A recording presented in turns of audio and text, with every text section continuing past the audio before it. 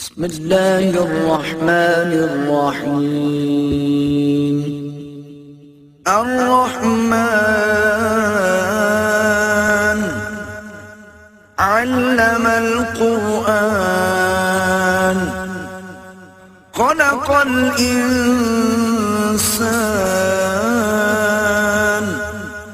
علمه البيان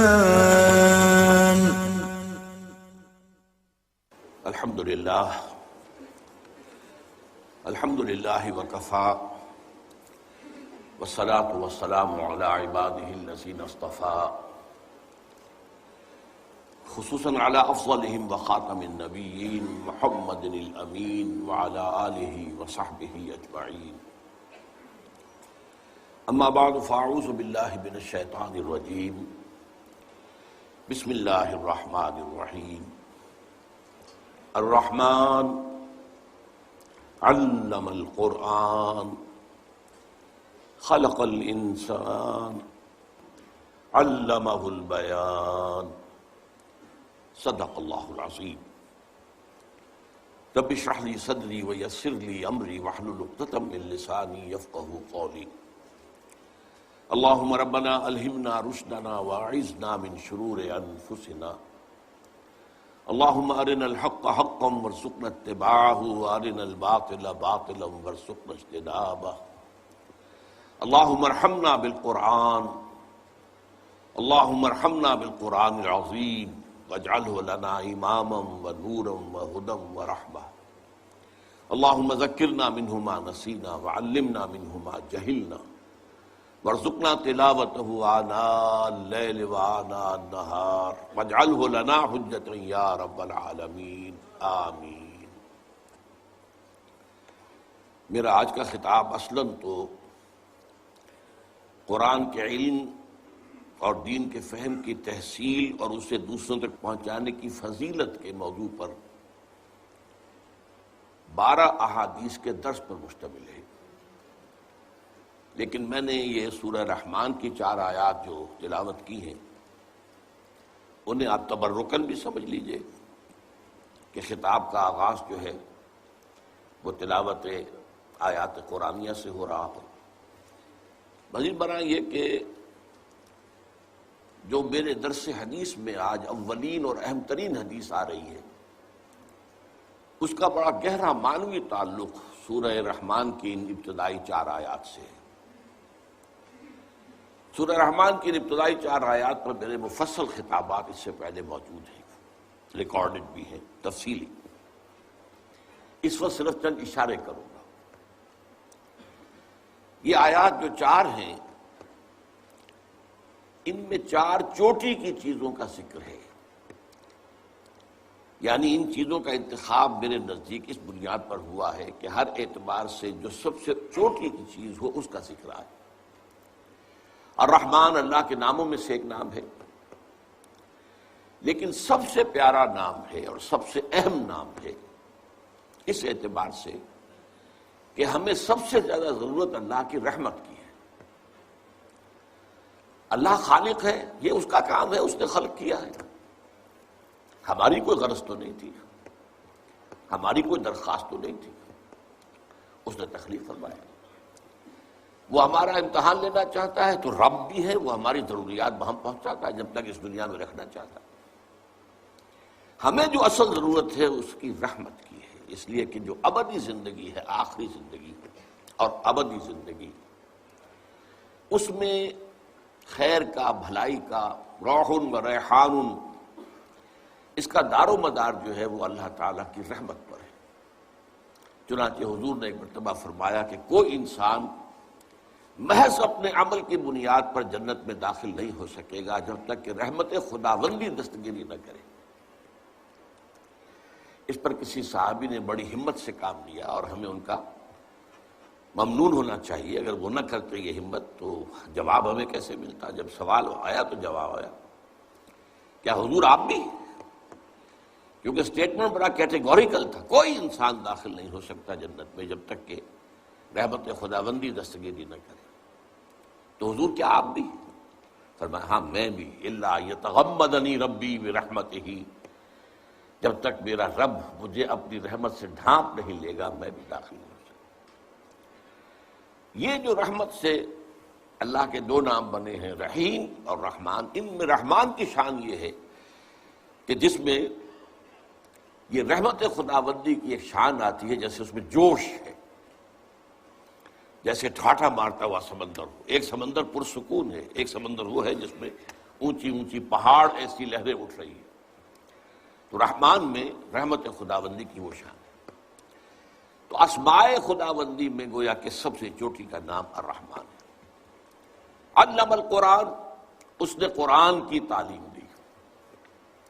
سوال یہ ہے کہ باقی ساری تعلیم جو ہے، باقی سارا علم جو انسان کو حاصل ہوا وہ کس کا دیا ہوا ہے؟ Source of all knowledge is اللہ۔ علم آدم الاسماء کلہا، اللہ نے آدم کا اسماء سکھائے تھے نا، جن کا سارا ظہور ہوا ہے۔ پھر یہ جو انسانی علم ہے، ایکوائرڈ نالج جو انسان نے حاصل کیا ہے، یہ سائنس اور ٹیکنالوجی کی ساری ترقی، یہ انہی اسماء علم الاسماء کا جو ہے ظہور ہے۔ لیکن تمام علوم میں چوٹی کا علم قرآن کا علم ہے۔ خلق الانسان، پھر دیکھیے تھرڈ سٹیٹمنٹ، انسان کو پیدا کیا۔ تو صرف انسان کو تو نہیں پیدا کیا، ملائکہ کو نہیں کیا۔ اب بظاہر تو وہ سب سے اونچی مخلوق ہیں جو نور سے پیدا کیے گئے، جن کی کسی خطا کا، غلطی کا، گناہ کا تصور ہی نہیں۔ جنات کو نہیں پیدا کیا، پہاڑوں کو، آسمانوں کو، زمین کو، یہ ساری جو گیلیکسیز ہیں ان کو کس نے پیدا کیا؟ لیکن جملہ مخلوقات میں چوٹی کی مخلوق وہ انسان ہے۔ اسی لیے مسجود ملائک بنا دیا گیا کہ اس کے سامنے، حضرت آدم کے سامنے تمام سجدوں کو، تمام فرشتوں کو سجدہ ریز ہونے کا حکم دیا گیا۔ اور قرآن خبر دیتا ہے فسجد الملائکۃ کلھم اجمعون، تو سجدہ کیا تمام فرشتوں نے، سب کے سب نے، کل کے کل نے۔ 3 دفعہ اس لفظ کی تکرار ہو رہی ہے، کہیں یہ شبہ نہ رہ جائے کہ جبرائیل نے تو نہیں کیا ہوگا، وہ تو بہت بڑے فرشتے نہیں۔ فسجد الملائکۃ کلھم اجمعون، تو چوٹی کی تخلیق انسان۔ علمہ البیان، اسے بیان کی صلاحیت عطا کی، تعلیم دی۔ تو اور کیا صلاحیتیں نہیں دی؟ سب سے زیادہ اللہ جو احسان دھرتا ہے قرآن پر بار بار، وہ تو سمع اور بصر پر ہے۔ ان السمع والبصر والفؤاد کل اولئک کان عنہ مسئولا۔ تو کیا یہ صلاحیتیں نہیں دی؟ تمام صلاحیتوں میں چوٹی کی صلاحیت جو ہے وہ قوت بیان ہے۔ ورنہ حیوانوں میں، حیوان بھی دیکھتے ہیں، حیوانوں میں ایسے بھی ہیں جنہیں دیکھنے کے لیے روشنی کی ضرورت ہی نہیں، اندھیرے میں دیکھتے ہیں۔ تو ہم سے تو بہتر ہے ان کی بینائی، ان کی صلاحیت زیادہ ہے۔ سماعت کے معاملے میں حیوانات ہم سے بہت آگے، باقی جملہ صلاحیتوں میں۔ اسی لیے انسان کے لیے اہل فلسفہ نے جو لفظ استعمال کیا وہ حیوان ناطق اور حیوان عاقل بھی ہے، وہ بھی میں ابھی آپ کو بتا دوں گا۔ حیوان ناطق گفتگو کرنے والا اور نطق سے کام لینے والا اور بیان کی صلاحیت رکھنے والا حیوان ہے انسان۔ کہ یہ جو بیان ہے اس میں ایک تو ہوتی ہے عام بول چال، گھریلو بول چال ہوتی ہے، کھانا دے دو، پانی دے دو، یہ کر لو وہ۔ اس سطح پر تو حیوانات میں بھی کمیونیکیشن ہوتی ہے، وہ بھی باقاعدہ ان کا ایک نظام ہوتا ہے، اس کے نظام کے اندر ہرڈز جو ہوتے ہیں، ان کے جو گروہ ہوتے ہیں وہ باقاعدہ ایک نظم کے تحت ہوتے ہیں، اور ان میں کمیونیکیشن ہوتی ہے۔ حیوانات میں کمیونیکیشن ہے، لیکن اس سے اوپر کی کمیونیکیشن ایک وہ ہوتی ہے کہ کسی کے کلام کا فہم حاصل کیا جائے اور پھر اپنی بات کو بیان کیا جائے۔ یہ صلاحیت جو ہے یہ انسان میں چوٹی پر ہے، اور انسان کو جتنی صلاحیتیں دی ہیں اللہ نے، ان میں سب سے چوٹی کی صلاحیت ہے۔ ہم نے پڑھا سائنس میں، میڈیسن کی تعلیم کے دوران میں، دماغ میں کئی لیولز ہیں اس کے برین کے، ہیومن برین کے، جو ہائیسٹ لیول ہے اس میں پھر ایریاز ہیں۔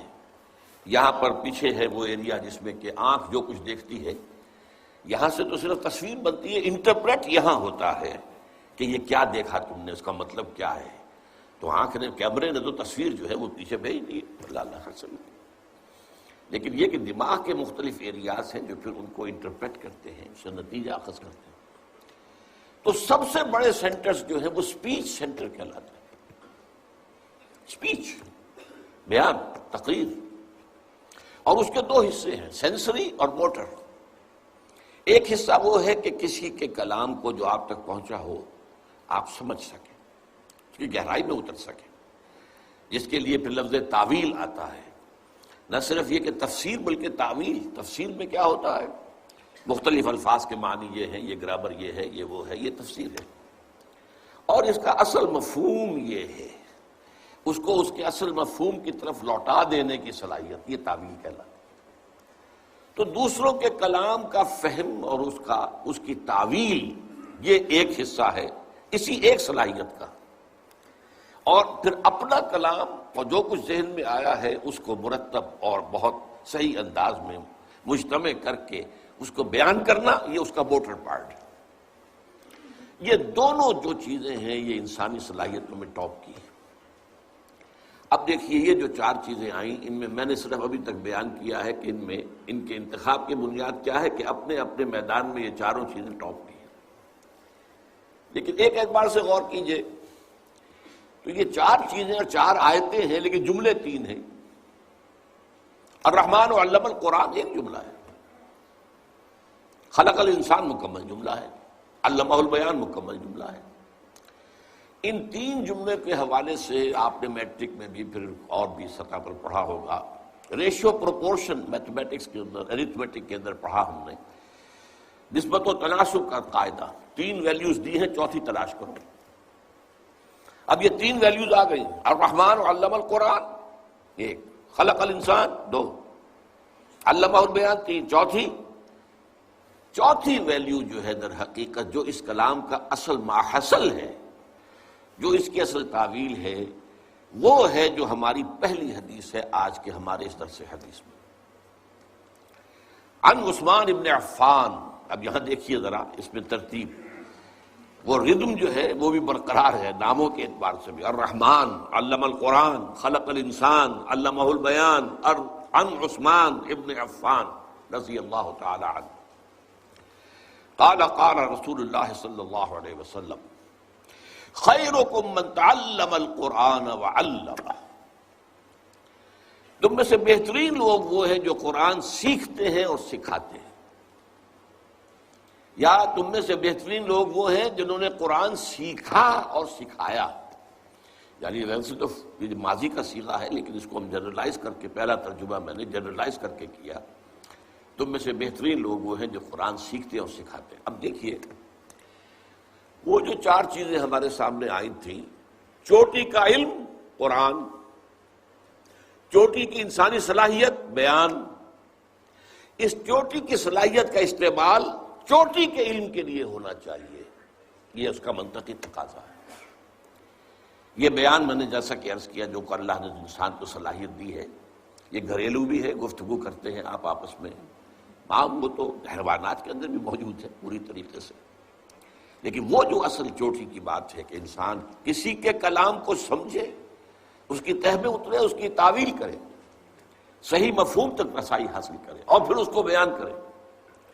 یہ چیز جو ہے اس کا سب سے بڑا مصرف ہونا چاہیے، جو سب سے بڑا علم ہے قرآن کا. تعلمہ یہ وہی ہے سینسری پارٹ آف علم آف کلام، اسپیچ کا سمجھنا، علم حاصل کرنا. تم میں سے بہترین لوگ وہ ہیں جو قرآن سیکھیں اور سکھائیں، قرآن سمجھیں اور سمجھائیں، قرآن پڑھیں اور پڑھائیں، قرآن کا علم حاصل کریں اور آگے پھیلائیں. یہ ہے ہماری پہلی حدیث، اور یہ چونکہ بہت مشہور حدیث ہے، آپ میں سے اکثر حضرات کو زبانی یاد ہوگی، لیکن یہ ہے کہ اس کو میں نے سر عنوان اسی لیے بنایا ہے کہ وہ جو الرحمن علم القرآن خلق الانسان علمہ البیان، ان کا جو منطقی اور عقلی نتیجہ ہے وہ ہے در حقیقت جو اس حدیث میں سامنے آیا. اس میں ایک سلوکتا صرف اور عربی گرامر کے اعتبار سے کہ عربی زبان میں ایڈجیکٹیوز کے لیے، صفات کے لیے تین درجے نہیں ہیں جو فارسی میں ہے، مثلا انگریزی میں ہے گڈ، بیٹر، بیسٹ. فارسی میں کہیں بہتر، بہترین، بد، بدتر، بدترین. تین لیولز ہو گئے. عربی میں صرف یہی ہے اگر خیر کے آگے من لگ جائے تو وہ کمپیریٹیو ہو جائے گا. انا خیر من ہو، ابلیس نے کہا تھا میں اس آدم سے بہتر ہوں، تو من لگ گیا. وہاں بہتر کریں گے ترجمہ، بہترین نہیں کریں گے. لیکن اگر خیر کا لفظ براہ راست جو ہے مضاف کے طور پر جوڑ دیا جائے تو یہ پھر سپرلیٹو ڈگری ہے، یہ بہترین. اور یہ جیسے میں نے چاہا کہ اچھی طرح سمجھ لیا جائے گہرائی میں اتر کر حضور کیا فرما رہے ہیں. خیرکم، تم میں سے بہترین لوگ وہ ہیں من تعلم القرآن وعلمہ، جنہوں نے قرآن سیکھا اور سکھایا، سمجھا اور سمجھایا، پڑھا اور پڑھایا، اس کا علم حاصل کیا، تعلم اور اسے بیان کیا، یہ تعلیم. اب آئیے دوسری حدیث، یہ مسلم شریف کی ہے. میں نے ترتیب یہی رکھی ہے کہ پہلے احادیث جو ہیں وہ صحیحین کی یا جو متفق علیہ ہیں پہلے ان کو سامنے لائیں. دوسری حدیث جو ہے یہ بھی بخاری شریف کی ہے اور عبداللہ ابن عمرو بن العاص رضی اللہ تعالی عنہما اس کے راوی ہیں. حضور کے الفاظ ہیں بلغوا عنی ولو آیۃ، پہنچاؤ میری جانب سے خواہ ایک ہی آیت. بعض حضرات کے نزدیک اس سے مراد جو ہے وہ ایک آیت ہے، چاہے وہ آیت جو ہے وہ کلام مفید جسے کہتے ہیں عربی گرامر میں، جس سے کوئی مفہوم پوری طرح واضح ہو جائے، چاہے وہ نہ ہو، جملہ مکمل نہ ہو. جیسے آپ کو معلوم الرحمن، اب یہ آیت تو ہے لیکن اب اس سے بات تو سمجھ میں نہیں آ رہی کہ الرحمن سے کیا کہنا مقصود ہے، اس کے بارے میں کیا اطلاع دینی مقصود ہے، کچھ نہیں آ رہا. تو یہ کلام مفید تو نہیں ہے. والعصر، تو اگرچہ یہ اس کو کہتے ہیں مرکب ناقص کہ یہ مرکب تو ہے جار مجرور والعصر، لیکن یہ کہ والعصر یہ قسم کس چیز پر کھائی جا رہی ہے یہ معلوم نہ ہو تو یہ کلام مفید نہیں ہوگا. ہاں والعصر ان الانسان لفی خسر، اب یہ کلام مفید ہو گیا. تو بعض حضرات کے نزدیک آیتن جو ہے واحدتن ہو، چاہے وہ جملہ نہ بھی بنتی ہو، اور اکثر کے نزدیک یہ ہے کہ اس سے مراد جو ہے وہ جملہ مفیدہ، یعنی آیت جو ہے یا تو وہ اپنی جگہ ایک مکمل جملہ ہو، ان الانسان لفی خسر ایک مکمل جملہ ہے، اور خواہ وہ یہ کہ دو تین آیتوں سے مل کر وہ جملہ بنتا ہو، جیسے کہ ابھی ہم نے پڑھا الرحمن علم القرآن، جملہ تو تب بنا رحمان نے قرآن سکھایا.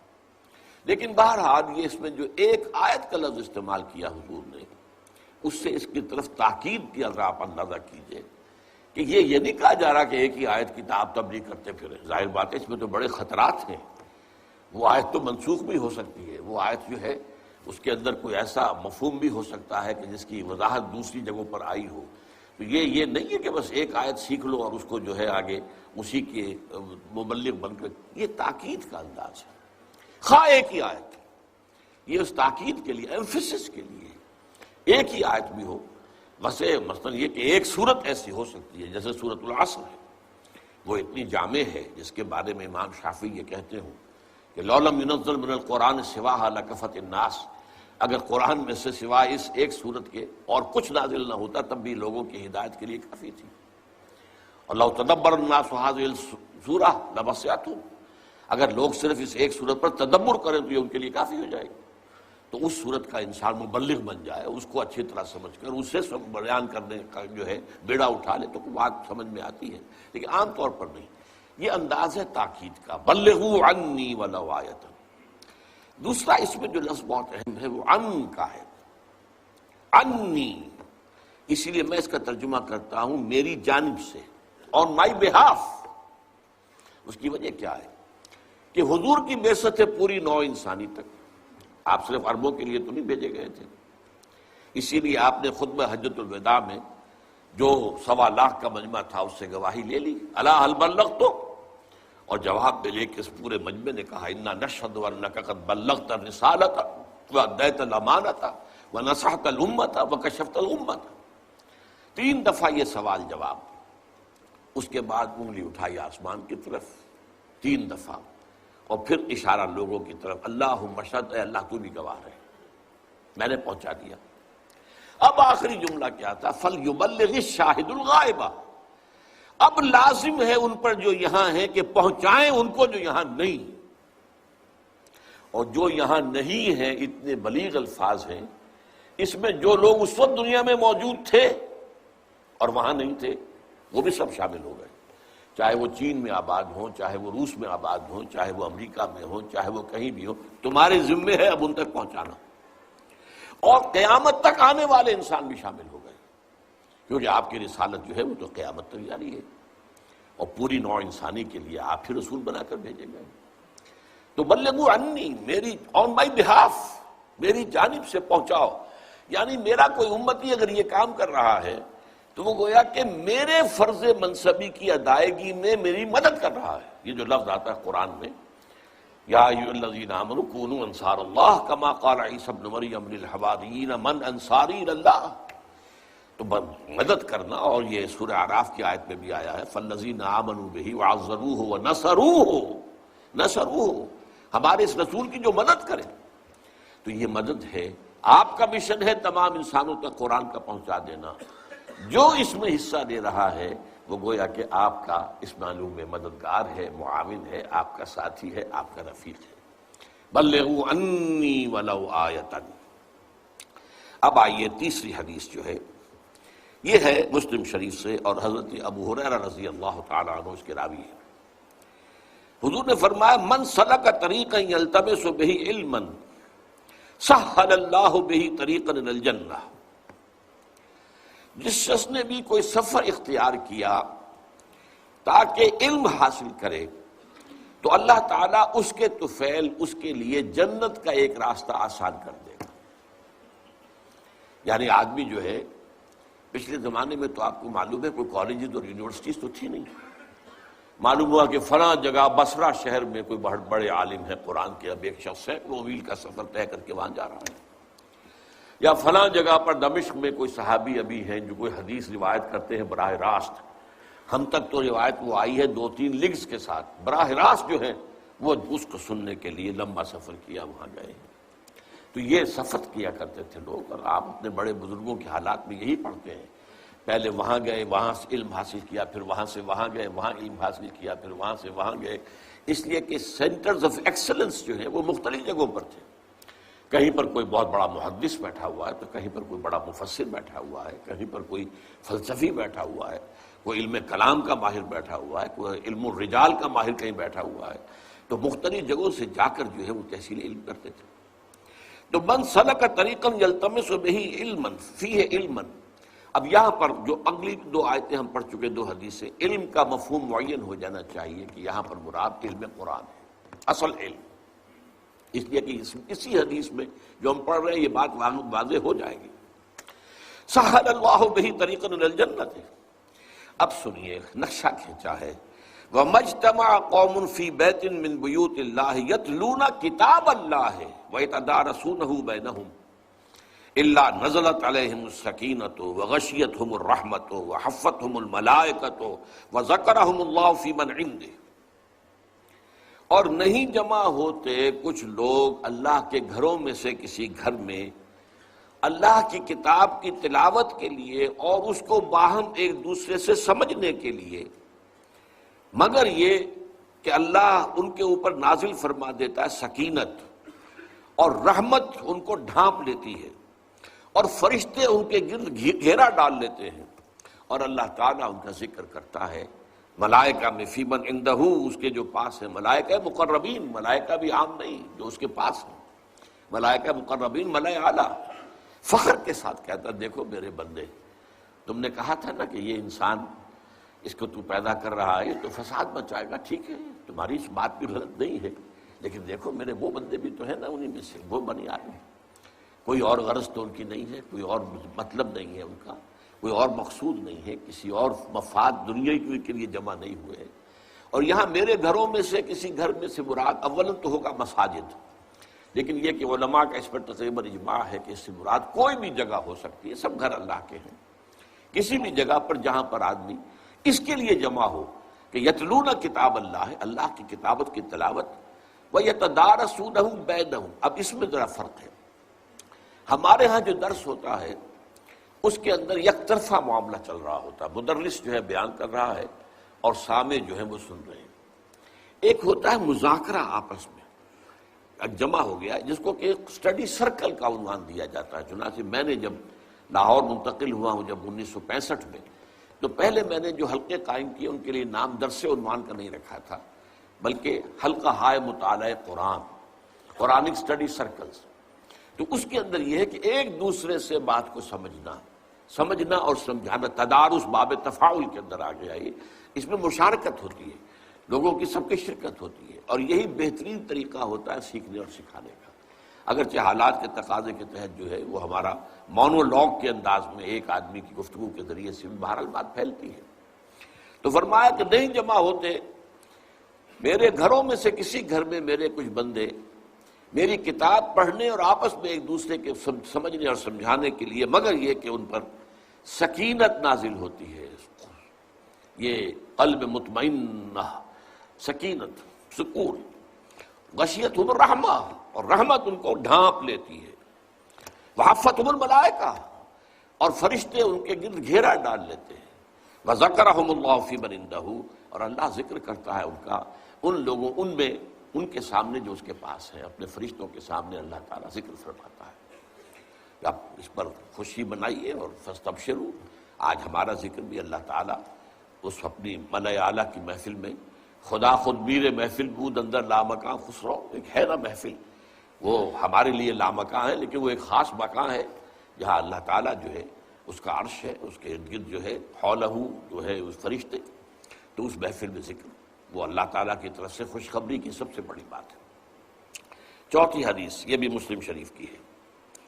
عن ابی ہریرہ رضی اللہ تعالی عنہ اذا مات الانسان انقطع عملہ الا من ثلاث، جب کسی انسان کی موت واقع ہو جاتی ہے تو اس کا عمل منقطع ہو جاتا ہے سوائے تین چیزوں کے. ظاہر بات ہے کہ یہ جو مہلت عمل ہے وہ تو ہماری اس زندگی کے اندر ہے. یہ تو 3 گھنٹے کا امتحان نہیں تو 30 برس کا امتحان سمجھ لیجئے، 60 برس کا امتحان سمجھ لیجئے.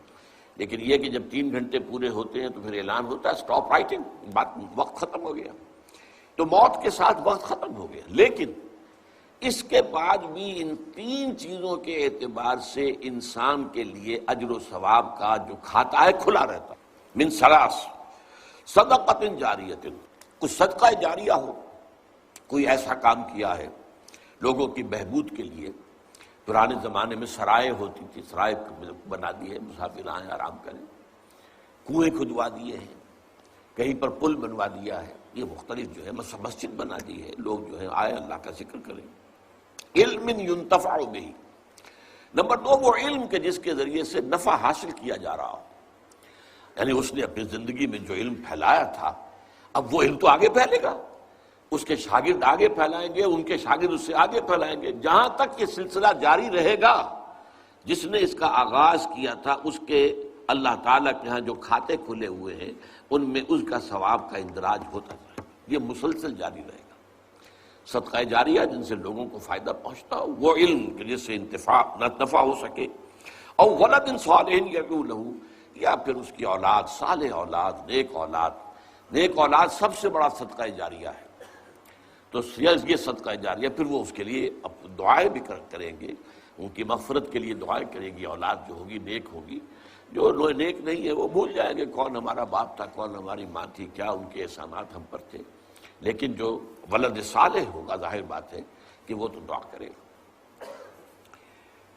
5ویں حدیث مسلم عن ابی ہریرہ رضی اللہ تعالی عنہ الناس معادن کمعادن الذهب والفضة خیارہم فی الجاہلیت خیارہم فی الاسلام اذا فقہوا. یہاں اس حدیث کو میں خاص طور پر اس لیے لایا ہوں کہ ایک لفظ جو ہے تفقہ، فقہ، اس کو آپ سمجھ سکیں. قرآن کے علم کے لیے علم کا لفظ بھی ہے، قرآن کے علم کے لیے حکمت کا لفظ بھی ہے، قرآن کے علم کے لیے خیر کا علم بھی ہے، قرآن کے علم کے لیے حکمت کا لفظ بھی ہے، اور تفقہ کا لفظ بھی ہے. تو یہ تمام چیزیں جو ہیں وہ اس علم کے اور اس فہم کے مختلف پہلوؤں کو واضح کرنے والی ہیں. حضور فرماتے ہیں کہ لوگوں کی مثال معدنیات کی سی ہے. یعنی ایک سونے کی اور کو صاف ستھرا کریں گے تو کیا بنے گا؟ خالص سونا. چاندی کی ہوگی تو اسے کتنا ہی صفا کر لیں اس سے سونا تو نہیں بنے گا. چاندی بنے گی، چاندی صاف ہو جائے گی، تانبے کی ہوگی تو تانبا ہی بنے گی۔ اسی طرح انسان بھی اپنی خلقت کے اعتبار سے مختلف مزاج لے کر دنیا میں آتے ہیں۔ اس پہلو سے جیسے سونا بھی ہے، چاندی بھی ہے، اسی اللہ نے پیدا کی ہے، لیکن سونے کی اور کو صاف کریں گے سونا بنے گا، چاندی کی اور صاف ہو جائے گی چاندی بنے گی۔ اسی طریقے سے انسانوں میں سے یہ بھی معدنیات کی طرح ہیں، جیسے کہ سونے اور چاندی کی معدنیات ہوتی ہیں۔ خیارہم فی الجاہلیت خیارہم فی الاسلام، ان انسانوں میں سے جو بہترین لوگ ہوتے تھے جاہلیت کے دور میں، اسلام لانے سے پہلے، وہی بہترین ہوئے اسلام لانے کے بعد۔ اب مسلمانوں میں بہترین وہی ہوں گے، اس لیے کہ اگر انسانی شخصیت کا جو بنیادی حیولہ بنا ہوا ہے وہ برتر ہے، تو اب وہ مومن ہوگا تو برتر مومن ہوگا، اونچا مومن ہوگا، اعلیٰ مومن ہوگا۔ اور اگر وہ بنیادی جو میٹیریل ہے، اس کا بنیادی جو اس کا حیولہ بنا ہوا ہے وہ کمتر ہے، تو ظاہر بات ہے کہ وہ مومن تو ہوگا لیکن کمتر مومن ہوگا، اس پہلے مومن کے درجے کا مومن نہیں ہوگا۔ البتہ یہ بات ذہن میں رکھیں کہ جہاں تک اجر و ثواب کا تعلق ہے اس کا اس سے کوئی تعلق نہیں ہے۔ اگر اللہ نے کسی کی اور جو ہے وہ چاندی کی بنائی ہے تو اسی کے مطابق حساب نہیں لے گا، اس سے ان کا حساب نہیں لے گا کہ جو سونے والی اور والے لوگ ہوں گے ان کا محاسبہ جو ہوگا وہ اپنی سطح پر ہوگا کہ تمہیں ہم نے یہ کچھ صلاحیتیں دی تھی، تم نے کیا کیا۔ تو اللہ تعالیٰ لا یکلف اللہ نفسا الا وسعها، تو جس کو کہ کبھی قرآن میں شاکلہ بھی کہا گیا ہے سورہ بنی اسرائیل میں، اور وسع کا لفظ جو ہے یہ بار بار قرآن میں یہ الفاظ آئے ہیں، اور یہ بہت ہی ہمارے لیے خوشخبری ہے کہ اللہ کا محاسبہ جو ہے وہ اندھے کی لاٹھی کی طرح نہیں ہوگا کہ وہ گھومے تو وہ نہیں دیکھتی ہے کس کو لگ رہی ہے۔ اللہ تعالیٰ کا جو محاسبہ ہوگا وہ بھی ہر شخص کا انڈیویجول ہوگا، وہ انڈیویجول جو ہے کلہم آتی ہے یوم القیامت فردا، ہر شخص ایک فرد انفرادی حیثیت میں اللہ کے سامنے حاضر ہوگا، اور اسے اللہ نے جو کچھ دیا تھا اس کے حساب سے اس کا محاسبہ ہوگا۔ اس لیے وہ اخروی حساب کے اعتبار سے یہ نہ سمجھے کہ تو ناانصافی ہو جائے گی، پھر اللہ کے ہاں وہ ناانصافی نہیں ہوگی۔ البتہ دنیا میں اللہ تعالیٰ نے یہ جو رنگا رنگی پیدا کی ہے، بو قلمونی پیدا کی ہے، ذوق اس جہاں کو ہے زیب اختلاف سے، یہ اختلاف اگر نہ ہو، رنگا رنگی نہ ہو اور یہ گوناگونی نہ ہو تو ظاہر بات ہے مونوٹنی جو ہے اس سے تو انسان کی طبیعت بیزار ہو جاتی ہے۔ تو اختلاف جو ہے اس کے اندر ایک حسن ہے، اور یہ حسن تخلیق ہے، اس پہلو سے علیحدہ بات ہے، لیکن محاسبے کے اعتبار سے اس میں کوئی کمی جو ہے اس کا نہیں ہوگا، اس لیے کہ اس سے اسی کے مطابق حساب لیا جائے گا۔ ایک اصل جو اس حدیث کے لفظ تھا اذا فقہ، جب کہ وہ دین کا فہم حاصل کر لے۔ یہ فقہ کا لفظ جو ہے ہمارے ہاں بعض چیزیں ایسی ہیں کہ جو بعض اصطلاحات ہماری اپنا مفہوم جو ہے، اصل مفہوم بالکل ان کا غائب ہو گیا ہے ذہنوں سے، اس لیے کہ وہ کسی اور مفہوم میں زیادہ عام ہو گئے۔ لفظ احسان ہے، اب احسان کے لفظ ہم سمجھتے ہیں کسی کے ساتھ بھلائی کرنا، اب یہ لفظ احسان اصطلاح ہے دین کی، دین جو ہے انتہائی خوبصورت ہو جائے، آپ کی دینی زندگی انتہائی حسین ہو جائے، ہر اعتبار سے اس میں خوبی ہی خوبی نظر آئے، وہ احسان ہے، وہ درجہ احسان ہے۔ نمبر 2 پر حدیث آئے گی، اخبرنی عن الاسلام اخبرنی عن الایمان اخبرنی عن الاحسان۔ تو اس معنی میں یہ لفظ جو ہے فقہ کا لفظ چونکہ ہمارے ہاں عام ہو گیا ہے، وہ علم فقہ یعنی احکام شریعت کا استنباط اور اس کا استخراج کر کے اور قیاس کے ذریعے سے غور کر کے نئے مسائل کے لیے جو ہے رائے نکالنا، یہ فقہ ہے، اور اس کو ہم شریعت، اب ہمارے ہاں ہمارا تصور یہ فقہ حنفی ہے، یہ فقہ مالکی ہے، یہ فقہ شافعی ہے، یہ فقہ حنبلی ہے، تو اس اعتبار سے فقہ کا لفظ اس پر چسپاں ہو گیا۔ اصل میں یہ لفظ ہے فہم، گہرا فہم، یعنی جب انسان ایک ہے سرسری طور پر آپ ایمان لے آئے، لیکن یہ کہ ایک ہے کہ آپ نے اس ایمان اور اسلام کے گہرائیوں میں اترنے کی کوشش کی اور ان کو سمجھا۔ ایک قرآن کو سرسری طور پر سمجھنا ہے، جیسا کہ میرا کتابچہ جو ہے مسلمانوں پر قرآن مجید کے حقوق، اس میں ایک چیپٹر ہے تذکر اور تدبر۔ تذکر جو ہے قرآن مجید کو سمجھ لینا، جیسے کہ سطح سمندر کے اوپر اگر تیل کا کوئی ٹینکر جو ہے وہ ٹوٹ گیا اور تیل بہہ گیا تو تیل سطح پر رہے گا، نیچے تو نہیں جائے گا۔ تو قرآن مجید کا اصل جو نصیحت ہے، اس کا جو لیسن ہے، اس کی جو ہدایت وہ سطح پر ہے۔ لہذا سرسری طور پر پڑھ کر کے بشرطے کہ اس کی اپنی زبان میں پڑھا جائے، یہ شرط اس کے لیے لازم ہے۔ محض ترجموں سے تو کچھ حاصل ہوگا بہت کم، انسپریشن حاصل نہیں ہوگی، لیکن یہ ہے کہ آپ اپنی آنکھ سے اور قرآن کو اس کی اپنی زبان میں پڑھیں گے تو تذکر تو بہت آسانی سے آپ کو حاصل ہو جائے گا۔ وَلَقَدْ يَسَّرْنَا الْقُرْآنَ لِلذِّكْرِ فَهَلْ مِن مُدَّكِرٍ، 4 مرتبہ یہ چیلنج کے انداز میں الفاظ آئے ہیں، ہم نے تذکر کے لیے قرآن کو بہت آسان کر دیا ہے، تو ہے کوئی جو اس سے نصیحت اخذ کرنا چاہے؟ تدبر قرآن جو ہے وہ گہرائی میں اترنا ہے۔ قرآن میں ہو غوطہ زن اے مرد مسلمان، اس کی بڑی کڑی شرائط ہے، وہ تو پوری زندگی انسان اس کے اندر بسر کرتا ہے۔ حضرت عبداللہ ابن عمر رضی اللہ تعالیٰ عنہما کا ایک قول ہے کہ میں نے صرف سورہ بقرہ پر 8 سال تک تدبر کیا، 8 سال، حالانکہ انہیں کوئی صرف و نحو پڑھنے کی ضرورت تو نہیں تھی، عربی زبان ان کی اپنی زبان تھی، جس ماحول میں قرآن نازل ہوا اسی کا ایک پارٹ اینڈ پارسل وہ بھی تھے، کوئی انہیں شان نزول کی روایات کی تلاش کی ضرورت نہیں تھی۔ تو تدبر جو ہے اس کا کچھ اور تقاضا، تفقہ وہ در حقیقت اصل گہرائی والی بات ہے۔ اذا فقہوا، یہی لفظ ایک اور حدیث میں آ رہا ہے۔ اب یہ ہے، یہ متفق علیہ روایت ہے، بخاری و مسلم رحمہم اللہ، عن معاویہ رضی اللہ تعالی عنہ، حضرت معاویہ ان سے یہ روایت ہے، حضور فرماتے ہیں من یرید اللہ بہ خیرا یفقہہ فی الدین وانما انا قاسم واللہ یعطی۔ حضور فرماتے ہیں اللہ تعالیٰ جس شخص کے ساتھ خیر کا ارادہ فرماتا ہے، بھلائی کا، اس کے درجات بلند کرنے کا ارادہ فرماتا ہے، تو اسے دین کا تفقہ عطا کر دیتا ہے۔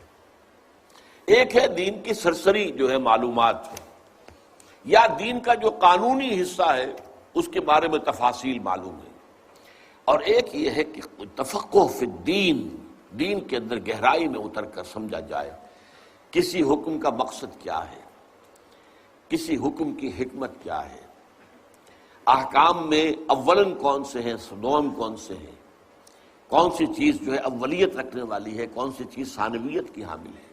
کہیں الٹا نہ کر دیں کہ جو ثانوی ہے اس سے آپ اولین بنا لیں اور جو اولین ہے اسے ثانوی بنا لیں، تو سارا جو اپ سائڈ ڈاؤن ہو جائے گا، معاملہ گڑبڑ ہو جائے گا۔ حالانکہ ٹھیک ہے دونوں چیزیں جو ہیں وہ ہیں، اس میں وہ دین ہی کے حصے ہیں، لیکن اس دین کے اندر ایک چیز اولین اہمیت کی تھی آپ نے ثانوی بنا دی، اور ایک ثانوی اہمیت کی تھی اسے آپ نے اولین کے درجے پر رکھ دیا، تو آپ نے تو الٹا کر دیا معاملہ، تو وہ سارا جو ہے تفقہ معاملہ ختم ہو جائے گا۔ تو یفقہہ فی الدین، دین کا تفقہ حاصل کرنا، اور اس کے لیے خاص طور پر میں یہاں نہیں ہے وہ روایت، حضور صلی اللہ علیہ وسلم نے حضرت عبداللہ ابن عباس اپنے چچیری بھائی رضی اللہ تعالی عنہما، ان کے لیے خاص طور پر اللہ سے دعا کی تھی، اللہم فقہہ فی الدین وعلمہ التاویل، اے اللہ اس نوجوان کو دین کا تفقہ عطا کر، دین کا گہرا فہم، گہرائی میں سمجھ، گہری فہم، اور اس کے ساتھ جوڑ کر آیا ہے علمہ التاویل، قرآن کی تعویل کا علم عطا کر۔ میں نے بتایا تھا تفسیر اور ہے، تعویل اور ہے۔ تفسیر میں بحث کی جاتی ہے الفاظ سے، ترکیب سے، نحو سے، صرف سے، اس سے، اس سے، یہ تو ہے وہ تفسیر ہو رہی ہے، یا اس کا جو ہے شان نزول یہ ہے۔ ایک ہے اس کلام کے فہم کو اس کے اصل مدلول تک پہنچانا، اصل اس میں مقصود کیا ہے، کیا بات کہنی جو ہے مطلوب ہے، اس تک پہنچا دینا۔ تعویل کے معنی اول کیا ہے؟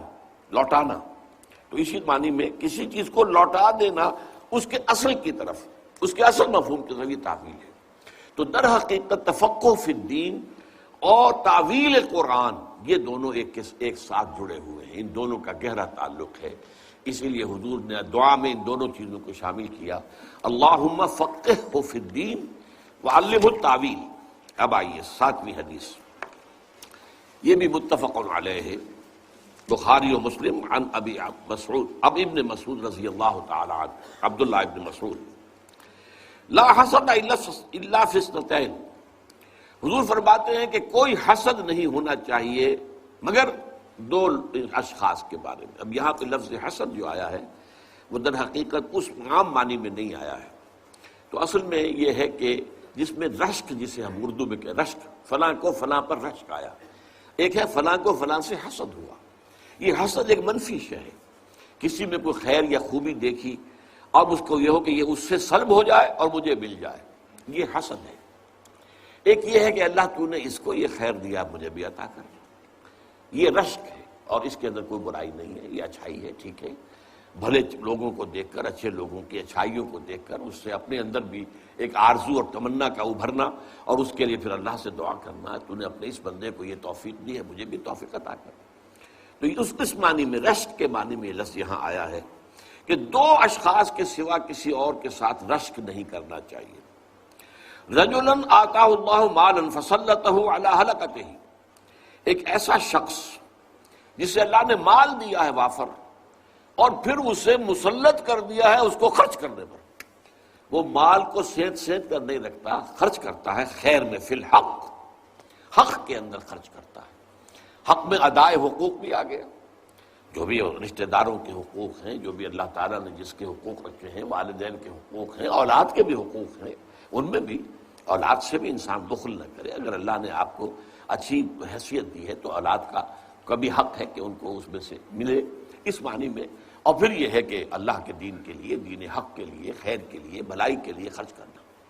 تو ایسا شخص جو ہے اس پر رشک آنا چاہیے۔ وَرَجُلًا آتَاهُ اللَّهُ الْحِكْمَةَ، اب وہ لفظ آ گیا دوسرا جو میں چاہتا تھا کہ انٹروڈیوس ہو، حکمت۔ یہ قرآن مجید کے علم کے وہ دوسرا لیول ہے، گہرا تفقہ اور حکمت اور تعویل، جس کے لیے میں نے آپ کو تین الفاظ جو ہیں وہ خاص طور پر چاہا ہے کہ ان سے واقفیت ہو جائے۔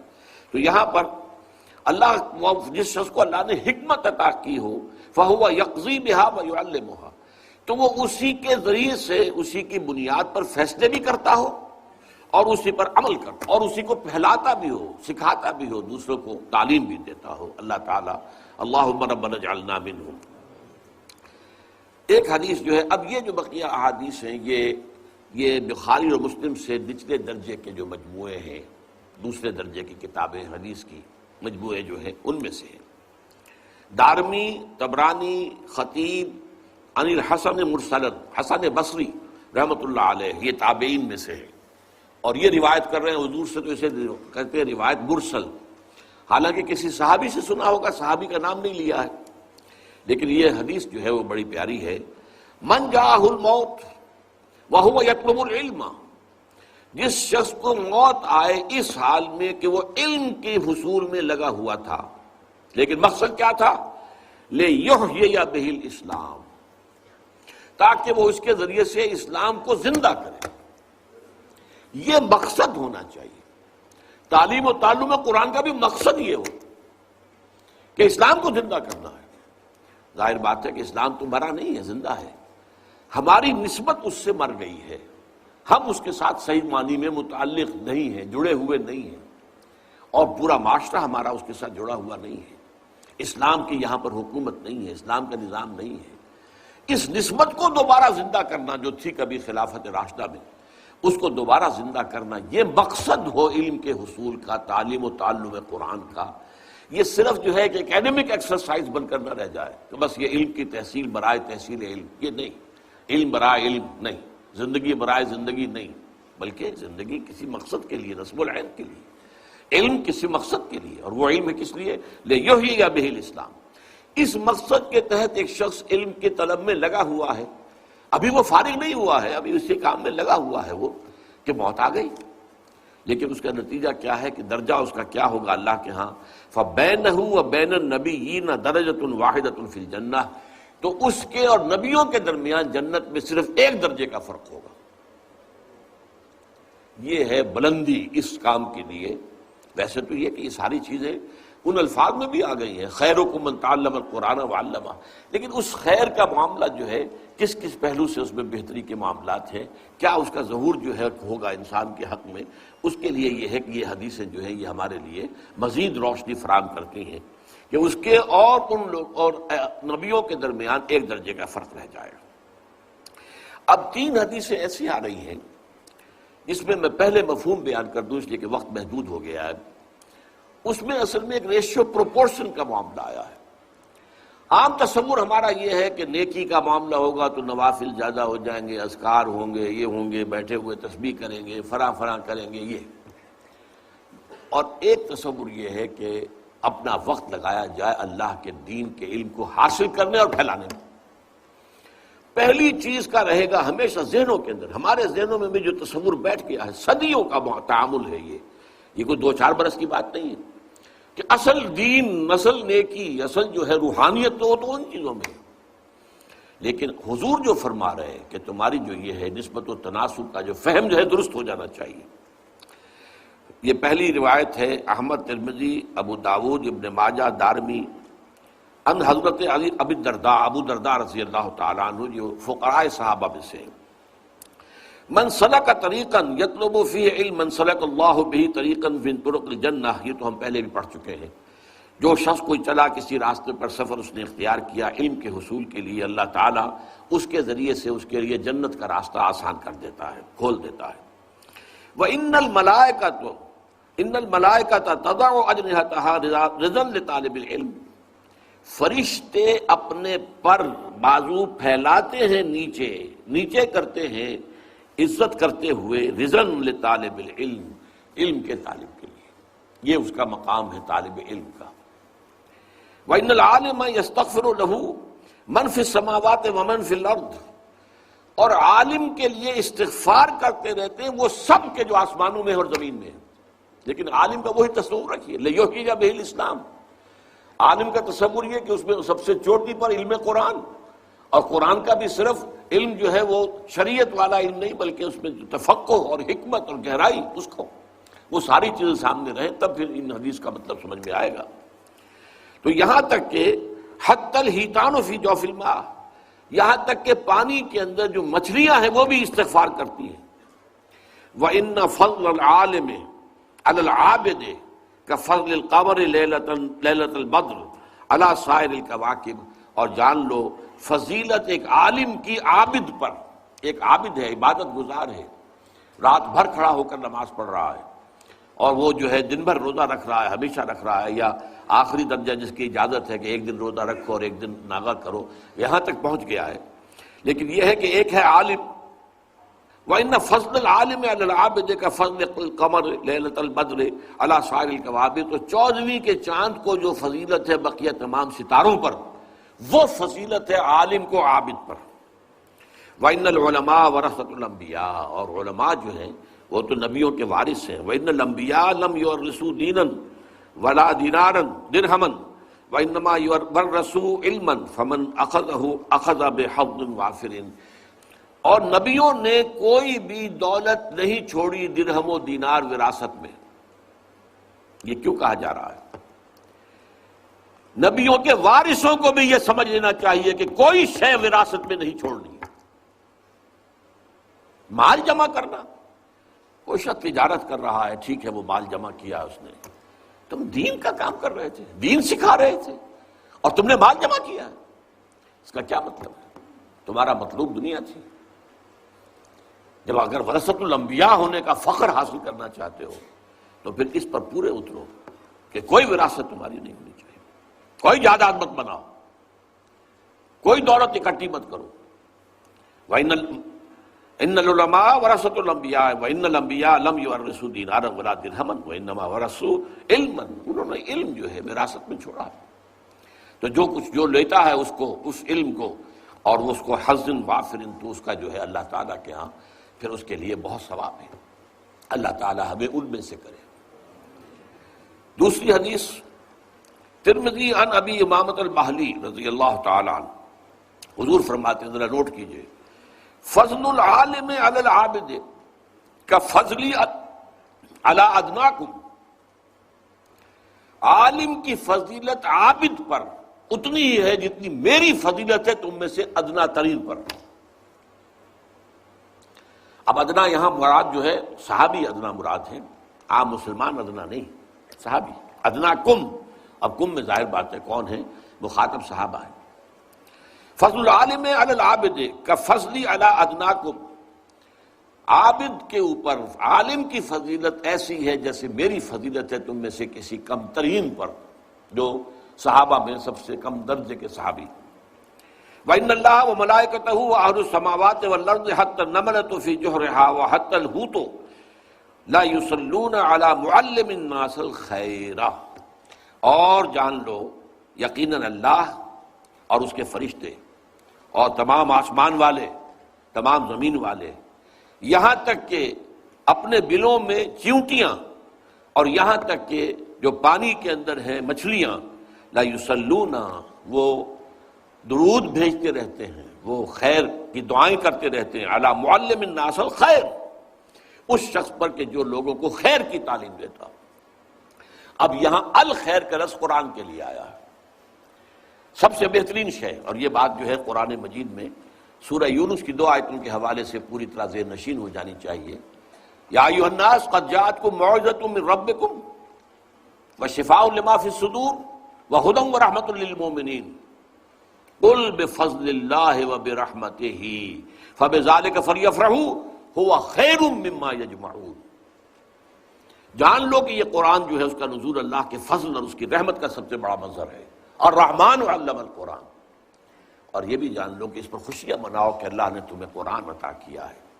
یہ ان تمام چیزوں سے زیادہ قیمتی ہے جو تم جمع کرتے ہو، جو یہ جمع کرتے ہیں، یعنی وہی جس کا ابھی آیا ہے، وہ جمع کریں گے تو وراثت بنے گی، اگلوں کو منتقل ہوگا۔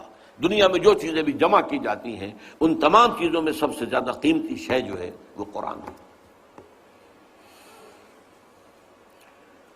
دارمی میں اس سے روایت ہے حضرت حسن سے، پھر وہی حسن بصری رحمۃ اللہ علیہ مراد ہے مرسلا، سئل رسول اللہ عن رجلین، سوال کیا گیا اللہ کے رسول سے 2 اشخاص کے بارے میں، کانا فی بنی اسرائیل، وہ دونوں بنی اسرائیل میں سے تھے، احدہما کانا عالما، ایک ان میں سے عالم تھا، یصلی المکتوبۃ، وہ صرف فرض نماز پڑھتا تھا، ثم یجلس فیعلم الناس الخیر، اور پھر وہ بیٹھ جاتا تھا اور لوگوں کو خیر کی تعلیم دیتا تھا۔ پھر یہاں وہ لفظ خیر آ گیا، مراد قرآن، سب سے بڑا خیر قرآن، ہوا خیر مما یجمعون۔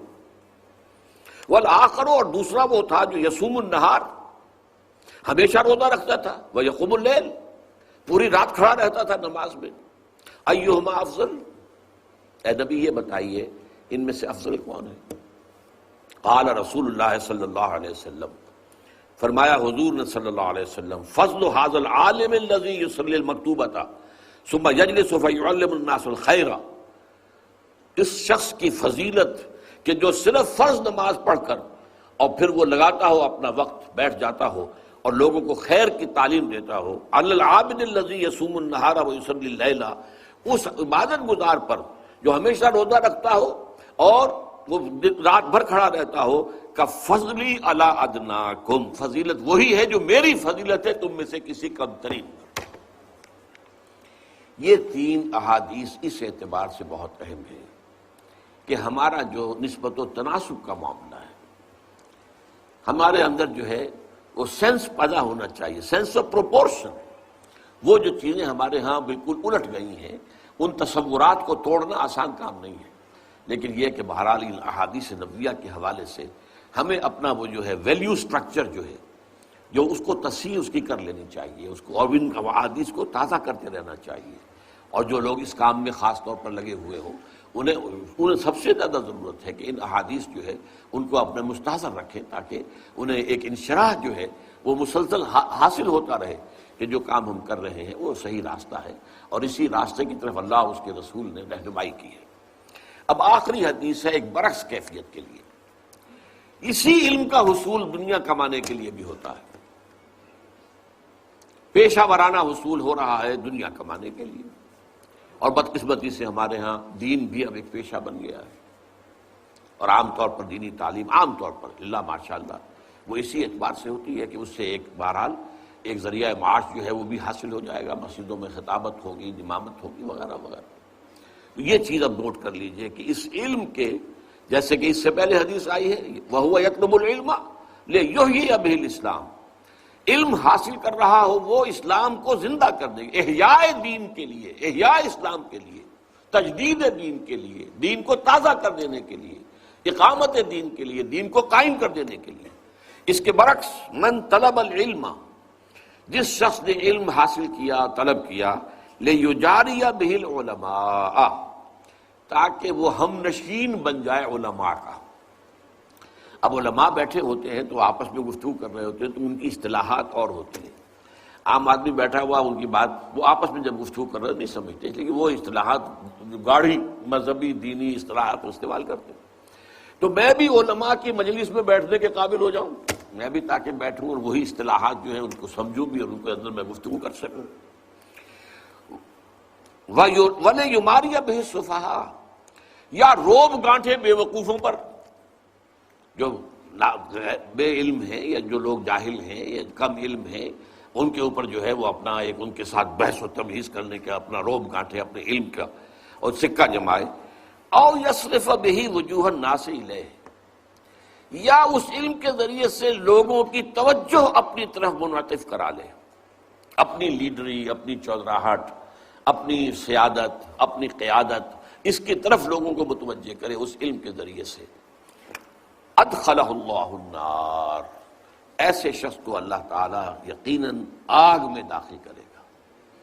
تو یہ وارننگ، یعنی باقی ساری حدیثیں جو ہے وہ جہاں اس فضیلت کا ذکر سامنے آیا ہے اور اس کے ضمن میں مختلف اصطلاحات جو آپ کے سامنے آئی ہیں ان کو سمجھنا، لیکن یہ کہ یہ وارننگ والی جو ہے آخری حدیث، یہ اس اعتبار سے کہ جو نیت ہے وہ صحیح ہونی چاہیے، اس لیے کہ اکثر محدثین نے اپنے جو مجموعے مرتب کیے ان میں سب سے پہلے وہی حدیث لائے کہ جو حضرت عمر رضی اللہ تعالیٰ عنہ سے مروی ہے نیت کے بارے میں، انما الاعمال بالنیات، اعمال کا دار و مدار نیتوں پر ہے. نیکی کا کام کوئی بڑے سے بڑا ہو، نیت خراب ہے تو اللہ کے ہاں اس کا کوئی وزن نہیں، بلکہ وہ اللہ تعالیٰ کے ہاں شرک میں بھی شمار ہو سکتا ہے.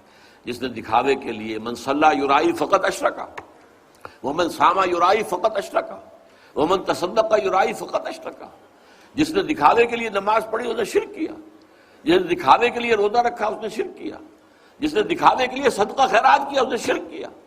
تو اللہ تعالیٰ جو ہے انما الاعمال بالنیات، تو اس طلب علم کے اندر نیت کا درست ہو جانا بہت ضروری ہے، اور اس نیت کے درست ہونے پر دار و مدار ہوگا کہ آیا اس کے ذریعے سے وہ درجہ جنت میں داخل حاصل ہو جائے گا جو نبیوں انبیاء سے متصل ہو، یا یہ کہ وہ دنیا کے اندر ذلیل و خوار اگر نہ بھی ہوا دنیا میں چاہے وہ کتنا ہی باعزت رہا ہو، آخرت میں ذلیل و خوار ہو جائے گا اور جہنم میں جھونک دیا جائے گا.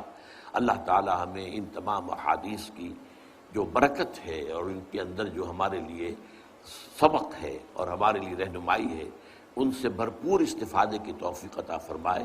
آمین یا رب العالمین. سبحانک اللہم و بحمدک، نشہد ان لا الہ الا انت، نستغفرک و نتوب الیک.